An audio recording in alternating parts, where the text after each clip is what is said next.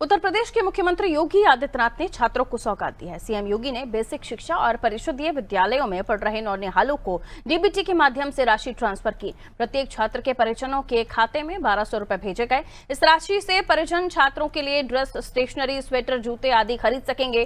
CM योगी से सम्मानित हुए शिक्षकों ने इस पहल का स्वागत किया और कहा कि डीबीटी योजना में पूरी पारदर्शिता है। देखिए इस पर यह रिपोर्ट।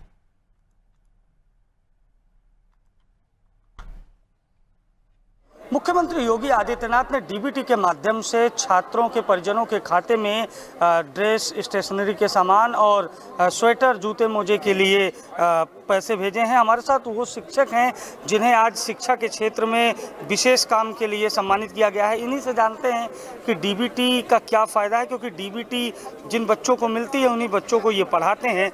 सर, आपका नाम जानेंगे? मेरा नाम सुभाष चंद्र द्विवेदी है। सुभाष चंद्र द्विवेदी जी, आपको सम्मानित भी किया गया है।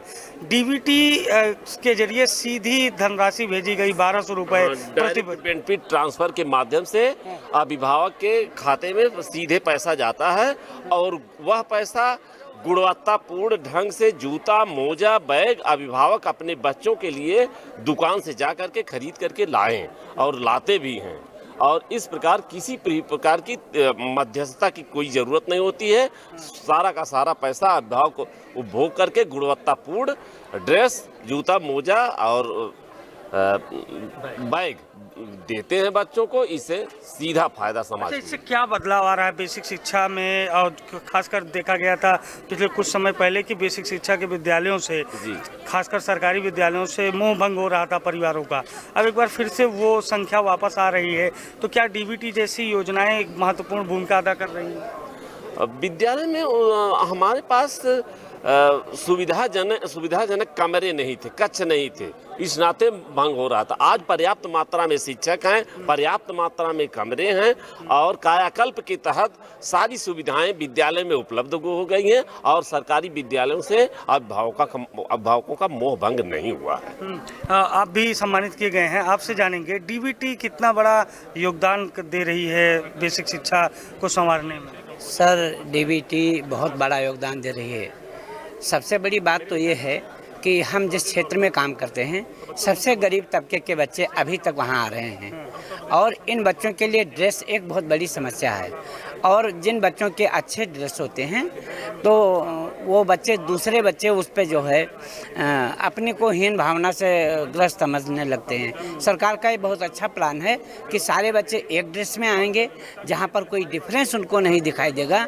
और सारे बच्चे जब एक ड्रेस में आते हैं तो हमारी पहचान भी होती है कि हम सरकारी विद्यालय के बच्चे हैं। सरकार की भी पहचान होती है कि सरकार ने बच्चों को इतनी सुविधाएं दी हैं कि सारे बच्चों को ये नहीं कहना पड़ रहा है कि आज हम ड्रेस के अभाव में, किसी संसाधन के अभाव में विद्यालय नहीं जा सकते।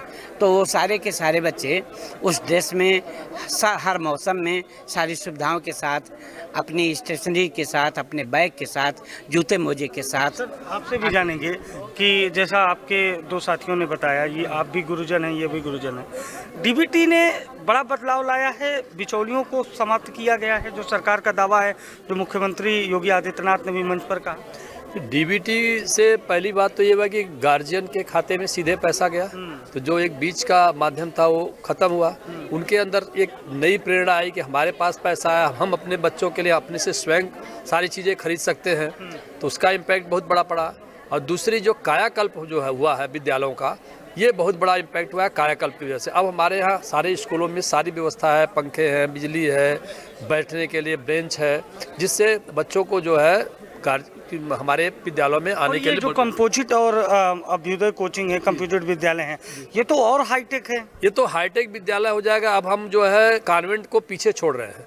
ये जो नया कॉन्सेप्ट आया है, नया विद्यालय बनेंगे, ये हम कॉन्वेंट को बहुत पीछे छोड़ देंगे और हम बहुत आगे ले जाएंगे बेसिक शिक्षा को। अब तो देखिए, बेसिक शिक्षा को बहुत आगे ले जाएंगे, कॉन्वेंट विद्यालयों को पीछे छोड़ देंगे।